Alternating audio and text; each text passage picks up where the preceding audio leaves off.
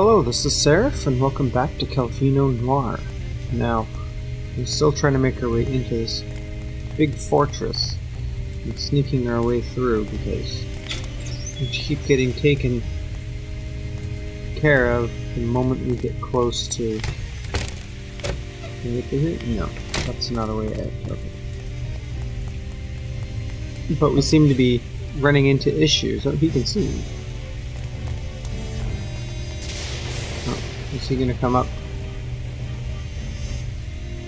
Nope. Not far enough.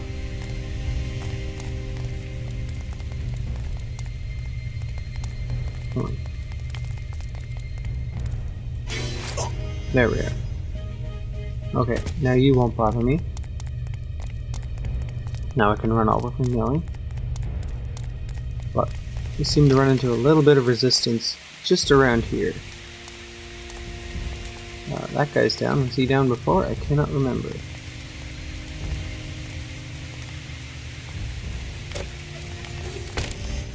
Uh-oh.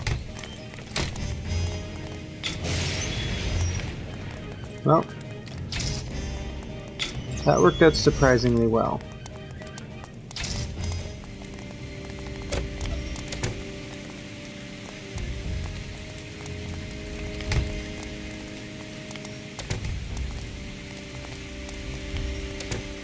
Okay, so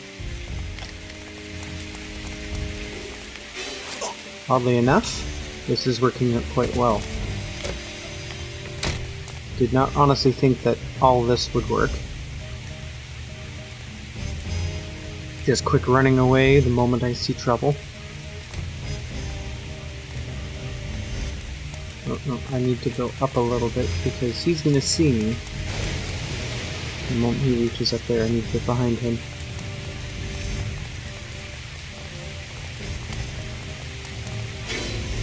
There we are. On the stairs. No problem anymore. And surprisingly, he's out of sight. Okay, that guy beneath is going to be a little bit of a trick. But we'll just tiptoe our way through.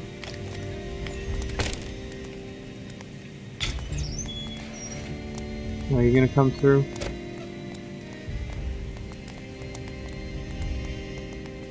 No, please tell me you're going across. Nope, you're gonna stay there. You're gonna turn around and come back.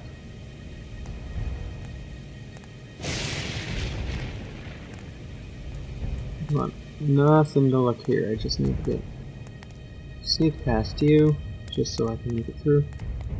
Trying to find our way to the bigwigs around Dane. Anything in here? No. Just a hidey hole.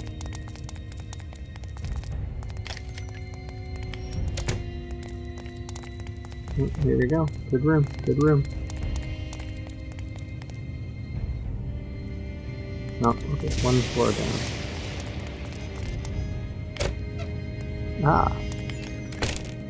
Who are you? Wilt, I presume? Ah, Calvino. Excuse me? We've not yet met. I am Torvik Baner. Perhaps your friends Siska and Arno told you about me. Possibly. Oh, do forgive me. I had forgotten about poor Arno.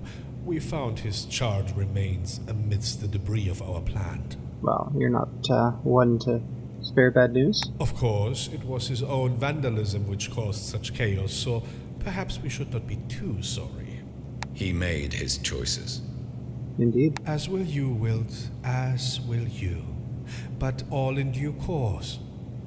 Oh? For now, I must admit that I am impressed with how you've navigated our facility thus far. Well, you know, just bonk a couple people on the heads and stick to the shadows. Nonetheless, I have ceased to consider your sport worth the effort. It would be logical for you to be eliminated at this point. You'd think that. And yet, there are others who disagree. They still regard you as an exploitable resource. Oh, I don't think so. Your impressive ruthlessness is matched only by your complete lack of any conviction. You're a powerful weapon that can be turned any which way. Please, accompany me. Oh, this isn't good. Wilt is apprehensive. His curiosity tempers the urge to attack, which pulses through his tensed fingers. Torvik turns and strides towards the cable car sitting upon the boarding platform. Wilt hesitates before following him. They board the vehicle just as its motor splutters into gear. Uh-oh. What about Sister? She's waiting up there in the kind of dome. Oh, you okay there, Torvik?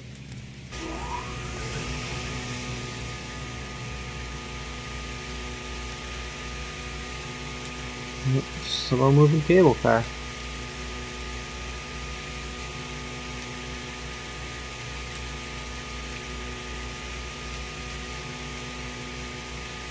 Where exactly is this taking us? The small cabin sways precariously in the wind.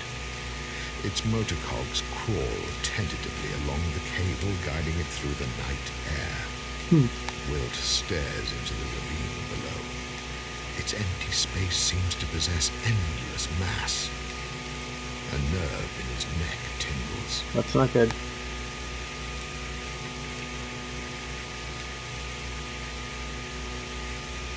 Are you gonna get the feeling that things are going wrong, or are you gonna try to bail?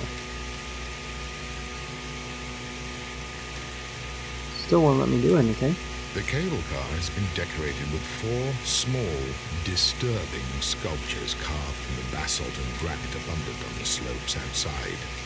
Each one depicts a strange, humanoid creature, half beast and half machine. That's not a fun thing to have. The one nearest to Wilt is standing erect, with a metalloid structure embedded beneath the skin of its back. Wilt looks aghast at the prospect, examining the symbiotic depiction of steel and skin. Yeah, So, it never works out well. Despite everything, you are here. Of all the places for your sickly little bag of flesh to end up, somehow things have led us to this place, this moment. Torvik pauses, turning to one of the statues at his left. Uh-oh. Frightening, isn't it? The things which we can do. Such power emanates from our organs and limbs. The car's gears continue to grind it along its threaded route through the abyss. No, I don't We are like this. almost there.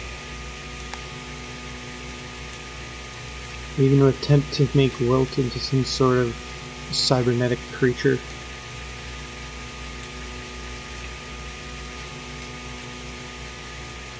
Definitely you're going to try to put him on your team.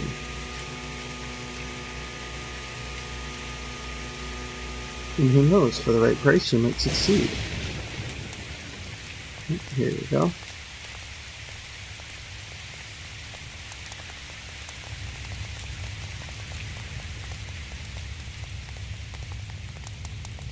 Nope.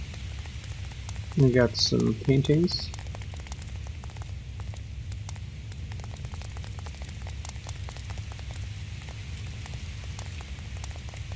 Who are these people supposed to be?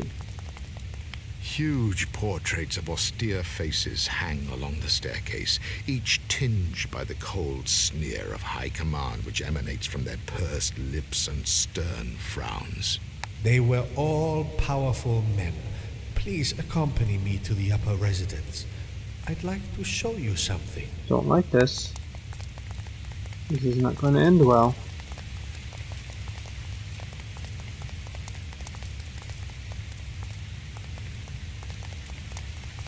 This is just too long of a walk with that guy. And I can't go any faster.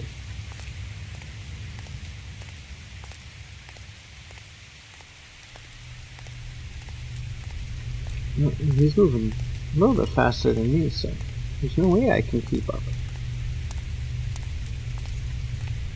Oh, and the door has stopped. Some bird cages.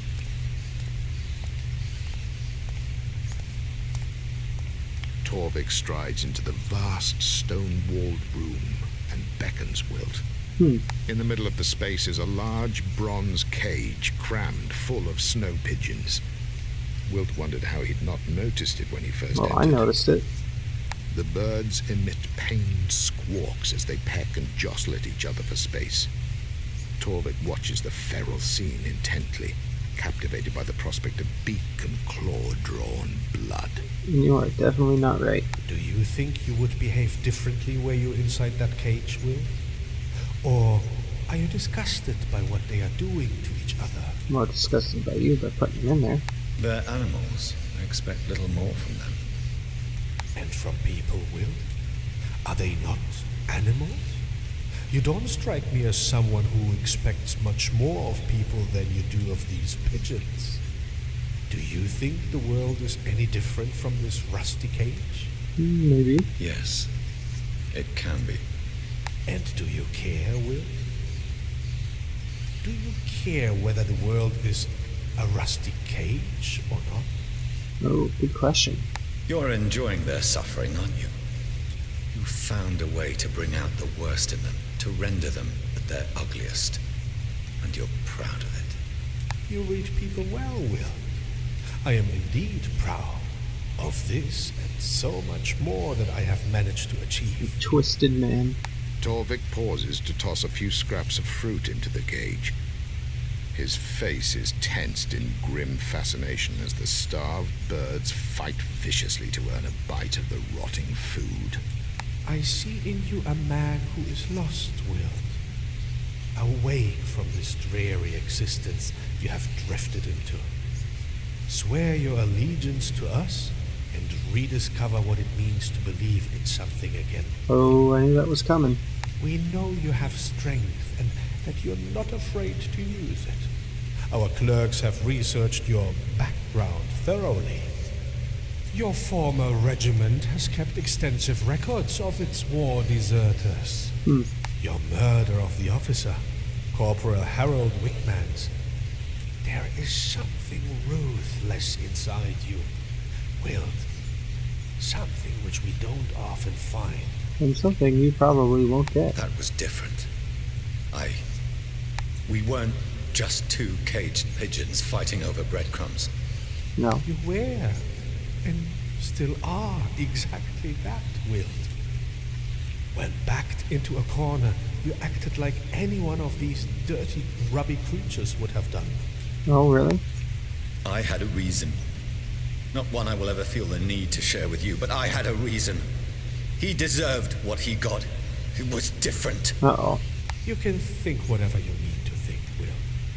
If you must distance yourself from these vermin, so be it. I myself prefer to compliment you on your similarity to them. So, what's it to be?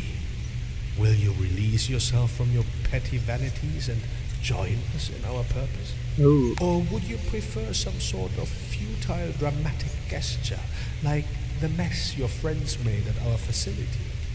Perhaps attack me out of misguided allegiance to that girl. She seems to think I'm dangerous. If you think her right, perhaps you should do something about it. Torvik steps to Wilt Are we and gonna get offers the his choice? hand. Wilt pauses. The room is silent, but for the yelps of agony coming from the Ooh, cage. here we go.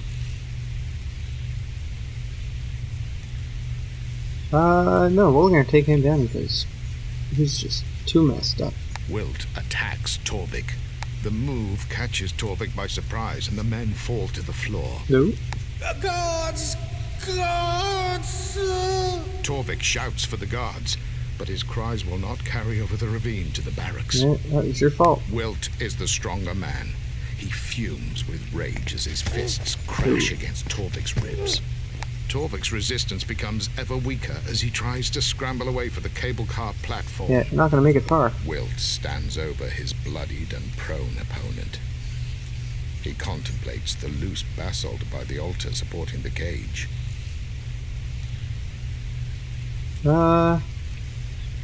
Leave the slab? Or step over?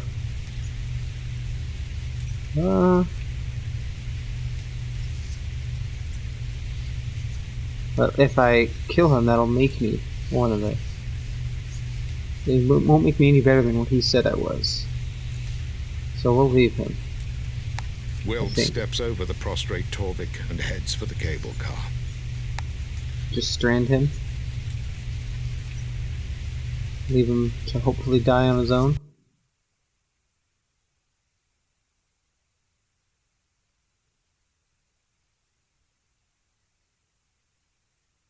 Nope.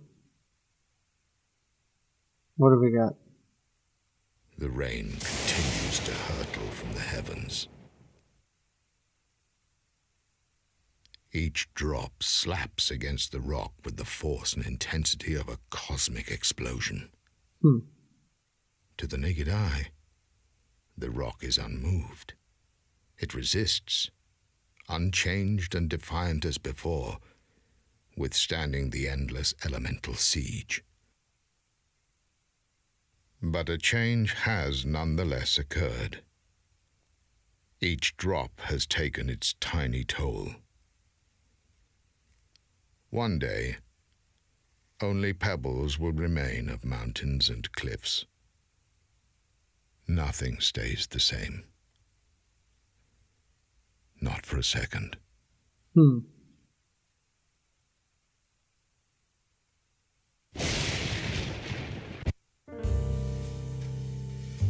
Well, that looks to be the end of Calvino Noir.